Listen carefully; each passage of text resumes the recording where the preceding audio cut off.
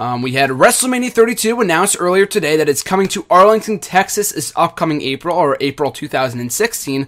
April 3rd, 2016, WrestleMania comes back to Texas for the first time since WrestleMania 25. So that's a great announcement. I know this has been in the works for quite a while now. A lot of people, it's been really no surprise. But it's great that it's finally made official.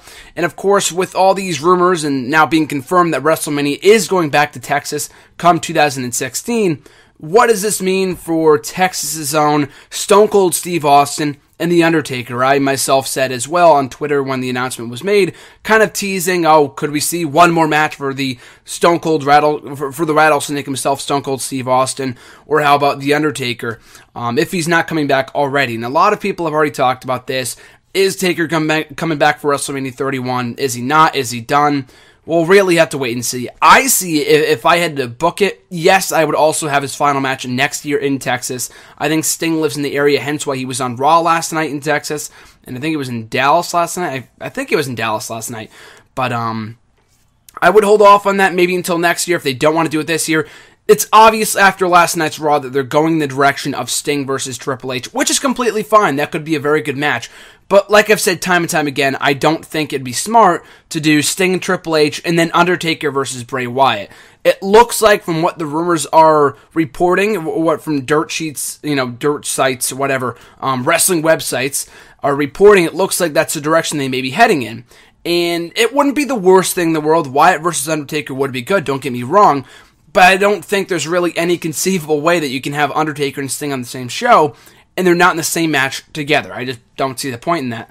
If they want to hold off until next year, that's fine. But if Sting is only going to have one and only match, it has to be this year. Maybe he's going to have more than one match. I have no idea. But from the way that I'm looking at it, from what I've heard, from what I've read, Sting is only having one and only match. And it looks like it's going to be with The Undertaker, with Triple H. If not with Triple H and Seth Rollins. Seth Rollins, if you really look at it, is the one in Sting's 2 appearances that has been screwed over more by Sting as opposed to Triple H. It was Seth Rollins who lost both the match at Survivor Series as well as last night on Raw to bring back the likes of Dolph Ziggler, Eric Rowan, and Ryback to WWE. But bottom line is that it does not look like at this point in time we are going to get Sting versus The Undertaker WrestleMania this year anyway. Maybe next year. We can still hold out hope.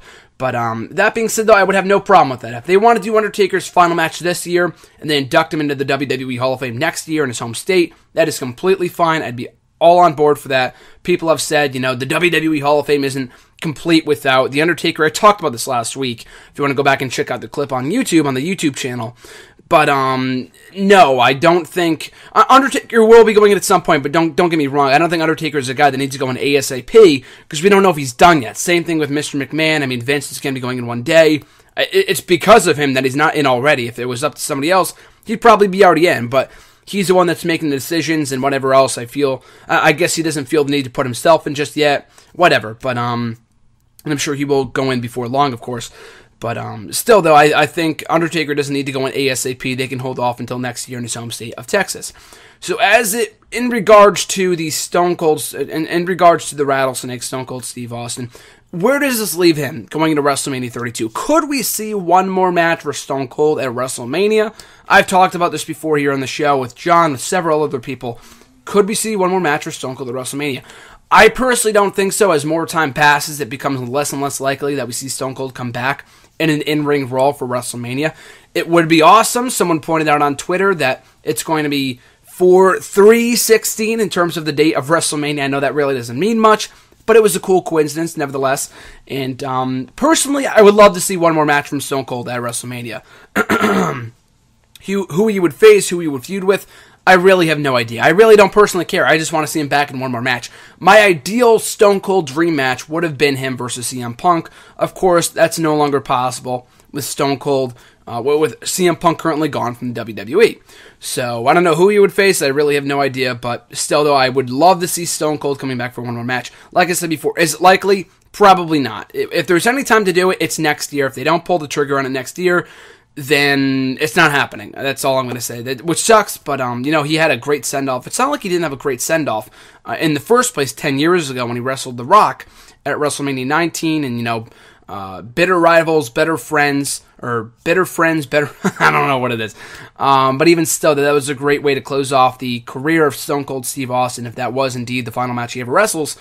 But, a lot of people have brought up the AT&T Stadium, the AT&T Center, I think it's a stadium, where the Dallas Cowboys call home, fits over 100,000 people. So if they want to sell that place out, they're going to need some big names for that show. They're really going to go all out for that show if they really want to sell that show, if they really want to sell out that stadium. They've talked about in the press conference today.